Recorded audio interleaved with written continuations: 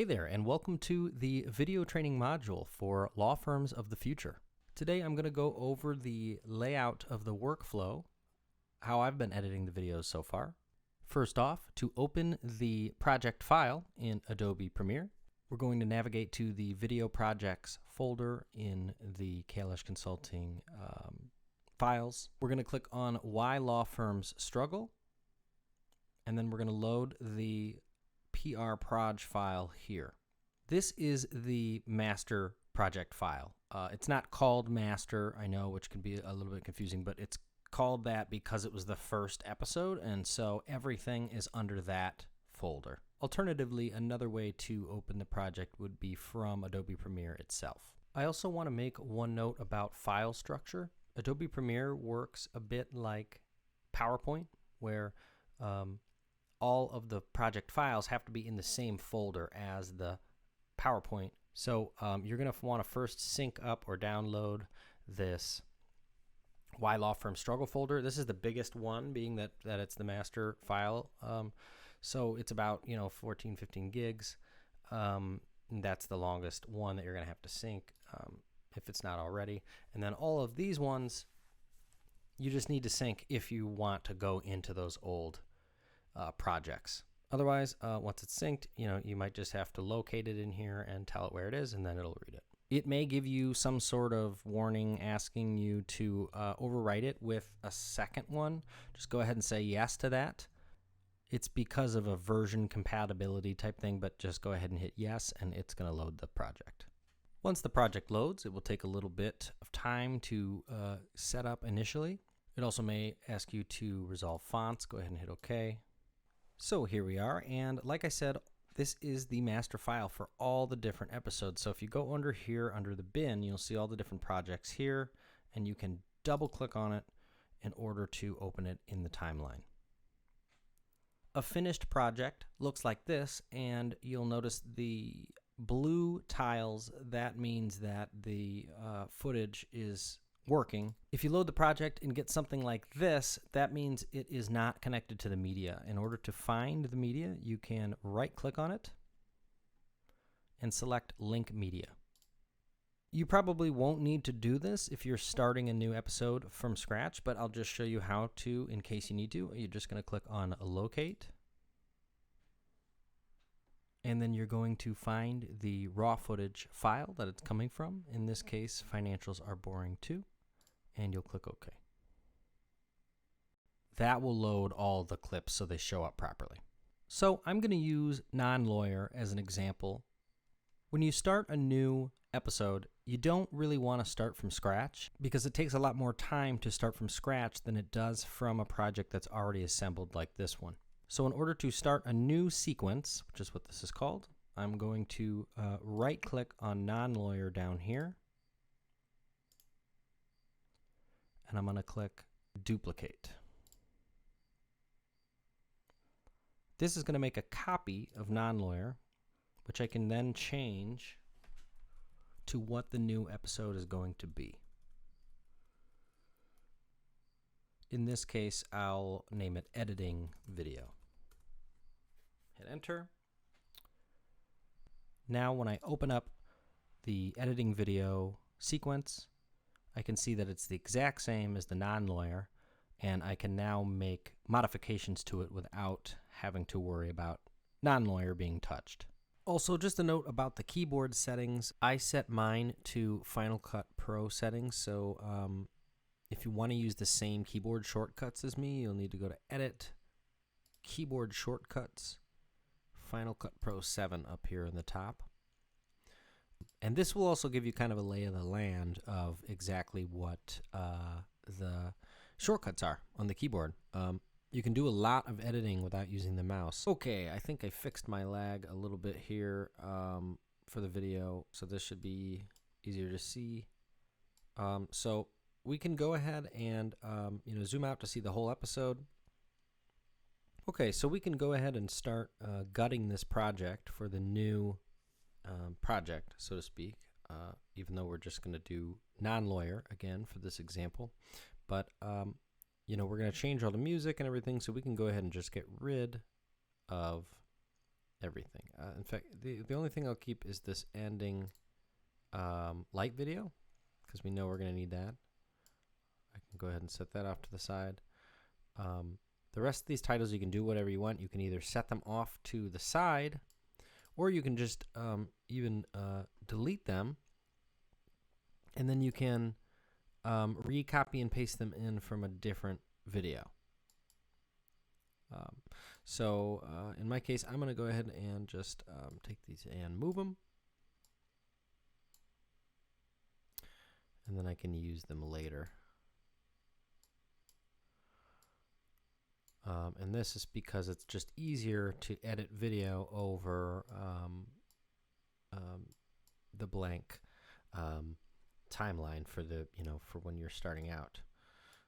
So I'll get rid of all these. And the one thing I will keep is this lower third, just because it's conveniently right there in the start, and I'm going to need it anyway. So I'll line that up with the intro. We want to keep the intro and the shine a light on it, but we do need to get rid of the cold intro here, because we don't need that anymore. Delete that. If you just hit delete, it will leave space there, and that's what we want, is space in order to click and hold. If you click and drag, you can drag all the clips and move them wherever you want on the timeline. Next, we need to start editing our video, so we can go ahead and do this from the raw footage. Which, to do this, you can just bring up your File Explorer, or in the case of Mac, your Finder window, and just drag and drop the raw footage right into the preview window. This video, or this window on the left, is called the preview window, and the window on the right is called the program window, or really it's just the timeline window. It shows whatever is on the timeline down here. So you can scrub through like this with your mouse. As far as the preview window goes, you can play and pause with the mouse. Non-lawyers, stop it, lawyers, stop it.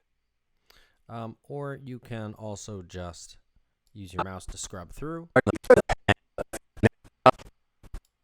And then you can also use the keyboard shortcuts. L. Non-lawyer. And I'm not sure how to turn this volume down while it's in the preview window, so I apologize. But so you can press L to play it, or spacebar, and then you can also rewind it with J. Serial. And if you double click or triple click J, you can do 2x or 4x rewind or fast forward. And so that's an easy way to get to where you need to in your footage. So in order to select the footage you want for the timeline, you're going to click I for in, and then spacebar. Do you call? And so you can back up to go to fix it. You can also hit the arrow buttons to go frame by frame. And that will help you line it up right where you need to. And click I again for in, and then run it through the particular line, and then O for out. Do you call people non-lawyers? And there you go. You got a clip. And then you can hit Insert or F9 to put that down on the timeline. So again, you repeat that process through the first run, and you'll find your next clip. We're all born non-lawyers, if you want to start that way. And O for out, and then we're going to insert that. And there you go. You've now got a clip that is going to jump. And what's nice, now that it's on the timeline, I can control the volume because it's crazy loud. Now I can actually, for volume, you double click on it. Go to Audio Clip Mixer. And we're going to turn this way down. You want to start. Okay, that volume's a lot better. If you ever lose your video for whatever reason, you just got to drag it back in.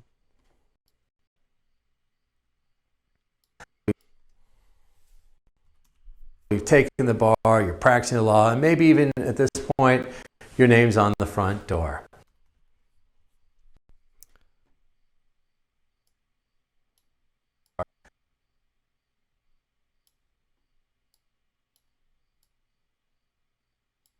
Okay, so we put our third clip in here. We've got 3 clips that have a nice little jump now. We're all born. And there we go. Now, one of these volumes has the yellow FX on it, meaning that we changed the volume, but the other ones are still loud. So in order to change all of the volume at one time, you can do a cool thing where you copy and paste attributes. So you're going to right-click and select copy. And then on the other guys,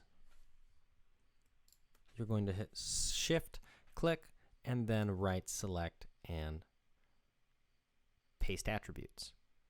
Make sure that everything is copied and hit OK. That's going to turn the volumes down on all the clips. You're practicing the law, and maybe even at this point. So I will generally do a few passes. One where you go through and you find all your clips like this and you put them on the timeline. And then a second pass through where you kind of do the real surgery, where you make it a lot tighter and you find the spots that need to be trimmed and sort of trim the fat. So we'll just pretend that these clips are all you needed, and on the second pass through is where the clips are already on the timeline, and I am simply going to go through and find where it needs to be trimmed. And a lot of the sound waves will tell you where you need to trim it, because like already here I can see there's silence, right? So that needs to be trimmed. You've taken the bar. So immediately I know that I can do one of two things. I can either just trim it like that, and then right click to ripple delete and move this back. You've taken the bar. And there we go, I cut the fat. Or you can do it a second way as well, which I'll show you over here on this silence. If it's in the middle like this, you have to use this second way instead of trimming it. So what I'm going to do is hit B for blade. I'm going to cut the first part, and then I'm going to cut the second part where the silence ends. I'm going to hit A to go back to my arrow key, or just hit the arrow selection tool over here, and then you can click on it and delete it. Now notice when you hit delete, that leaves a space in the timeline, which you don't want generally when you're going through and deleting. So instead you can Control Z to undo that, and we are going to actually shift delete it in order to ripple delete and have that gap close. On the third pass through is where I will add all the graphics that are necessary, as well as do the zoom in and outs. So to do the zooms, what you're going to do is double click on the clip you want to zoom in. So first get it ready, and if you only want to do a part of it, you use the blade like we just did. You cut it on either side that you want to have it, and then you go back to A on your keyboard. And then let's say we want to do this clip. So we double click on it, and we click Effect Controls in the top left. And then if it's not already expanded, click Motion drop down under Video. And here's where we have the scale. So we can zoom this in if we'd like. I generally do them all the same size. So let's just say we'll do them at 120. That's going to zoom it in. And then in order to get that headroom back, you'll need to click on the Y-axis for position. That'll pop up and save automatically sometimes. So anyway, you'll click on the position Y-axis, and you'll scroll up or down to get that headroom back. And then there you go. You've got a new nice composition. Notice, you can only really zoom in, because if you try to zoom out, you'll get the black ring around your video. Next, once we have your video, so let's just say that we have, our cold open here. You can ripple delete this to bring it to the beginning. I'm going to ripple delete this to bring the intro back. So now we've got a short little cold open here and our intro. And then we can go ahead and drag the rest of the content underneath the title. And that's going to bring up that lower third right away when we launch into the video. Now, let's just say that we had lots of finished clips here. In fact, I'll bring back some of the clips from Non-Lawyer.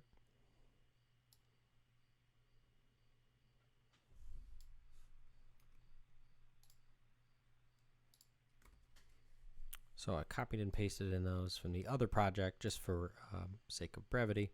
Let's get rid of this audio track. So now let's say we want to move the other titles back over here and manipulate them. Well, we can zoom out and we can drag it. And then you kind of use the building blocks here to go to where you want, you find where in the video you want the graphic to start. And then you drag it there. And then here's where you can manipulate it. So if you only select the one that you want to manipulate, you select it once and then you double click. I always double click to make sure I have the right clip selected. And then you're going to go up to Essential Graphics in the top right. And this is where you can change it by double clicking on the words. That will highlight it so that you can put in the new text.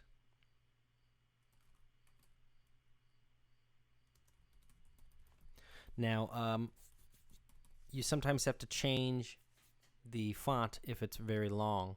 So in this case, you would use the Align and Transform menu to either resize it, or you can move it horizontally or vertically. And you can do up to about 25 undos if you want to undo a lot of what you have just done. And then you can place all the other titles you'd like once the video is done. For example, the social media graphics are all together here in one. You can separate them if you'd like, or you can just keep them together and move them over wherever it seems to be a good place in the video.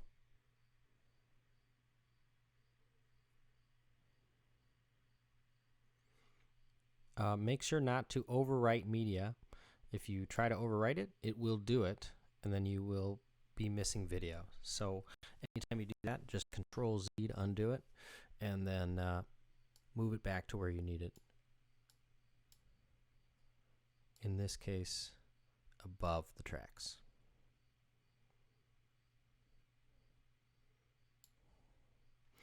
By the way, these tracks are various tracks that represent where in the composition it lies. So these video tracks, V1 is the very background, and then the pink, V2, V3, V4 is going to be overlaid on top of that background. Same thing with these graphics here. They're all overlaid over the background. And you can have multiple audio tracks as well. So let's say we've got our video done, and we're going to bring the old light back here in order to put it at the end. And our video is now done. What we need to do now is render it, because this yellow bar here is there, which is telling us that it's still in preview mode, essentially. We need to render the graphics. To do that, go to Sequence, Render in to Out. This will take a few minutes. If it's longer, obviously it takes a longer time, 10 or 20 minutes. And what this is doing is compositing all of the various tracks together to be one output source. When you're done rendering, all this will be green. I clicked cancel, but that will be green once that's done. And then when you're all set and you want to export the final product, you're going to go to File, Export, Media, or just click Control E on the keyboard. This is going to give me this error because I didn't render, but yours won't say that. And then this is where you can set all of the settings for depending on how you want to export it. For YouTube, you're always going to use this H.264 setting. Click the blue text in order to save the video where you want it.